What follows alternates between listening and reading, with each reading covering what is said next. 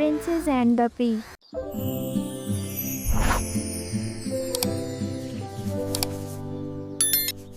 ایک زمانے کی بات ہے کہ ایک دور دراز سرزمین میں ایک شہزادہ رہتا تھا۔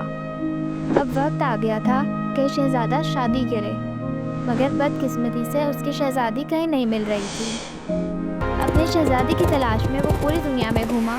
آس پاس کی تمام ریاستوں کی شہزادیاں بادشاہ کے محل میں آئیں تاکہ شہزادے سے مل سکیں، لیکن شہزادے کو صحیح انتخاب کرنے میں بہت مشکل پیش آ رہی تھی۔ اس کے والد بادشاہ چاہتے تھے کہ وہ ایک حقیقی شہزادی سے شادی کرے، مگر کئی سال کی کوشش کے بعد بھی شہزادہ بالکل مایوس ہو چکا تھا۔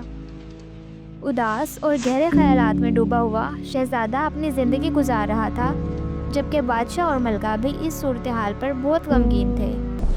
ایک رات جب وہ بیٹھا سوچ رہا تھا تو اچانک ایک زبردست طوفان شروع ہو گیا۔ بجلی چمکنے لگی اور گرج کی آواز پورے محل میں گونجنے لگی۔ شہزادہ کھڑکی سے باہر دیکھتے ہوئے سونے کی کوشش کر رہا تھا، مگر نیند نہیں آ رہی تھی اور وہ اپنے آنے والی شہزادی کے بارے میں سوچتا رہا۔ اسی دوران محل کے شور میں ایک خادمہ نے دروازے پر دستک سنی۔ دروازہ کھولنے پر اس نے دیکھا کہ ایک نوجوان لڑکی بارش میں بھیگی ہوئی کانپ رہی ہے۔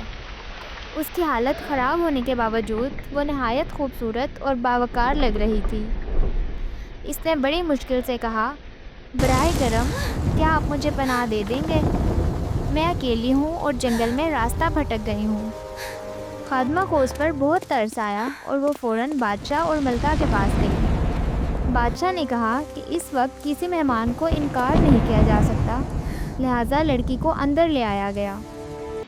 لڑکی کو آگ کے پاس بٹھایا گیا اور اس کے لیے خشک کپڑوں کا انتظام کیا گیا۔ ملکہ نے اس سے پوچھا کہ وہ اس وقت اور اس موسم میں کہاں جا رہی تھی، تو لڑکی نے بتایا کہ وہ ایک دور دراز ملک کی شہزادی ہے اور اس کے دشمنوں نے اس کے محل پر حملہ کر دیا تھا، اس لیے اس کے والدین نے اسے بچانے کے لیے 2 سپاہیوں کے ساتھ بھیج دیا، مگر طوفان کے باعث وہ سب ایک دوسرے سے بچھڑ گئے اور وہ اکیلی یہاں بچ گئی۔ ملکہ کو اس کی بات پر یقین تو نہیں آیا، مگر اسے واپس بھیجنا بھی مناسب نہیں لگا۔ شہزادہ اس پراسرار لڑکی سے ملنے کے لیے بہت بےتاب تھا۔ جب وہ کمرے میں داخل ہوا تو اس کی خوبصورتی اور وقار دیکھ کر حیران رہ گیا، مگر وہ یقین کرنا چاہتا تھا کہ آیا وہ واقعی ایک شہزادی ہے یا نہیں۔ ملکہ نے فیصلہ کیا کہ وہ خود اس بات کی تصدیق کرے گی۔ اس نے لڑکی کے بستر کے نیچے ایک مٹر کا دانہ رکھا اور اس پر 7 گدے بچھا دیے۔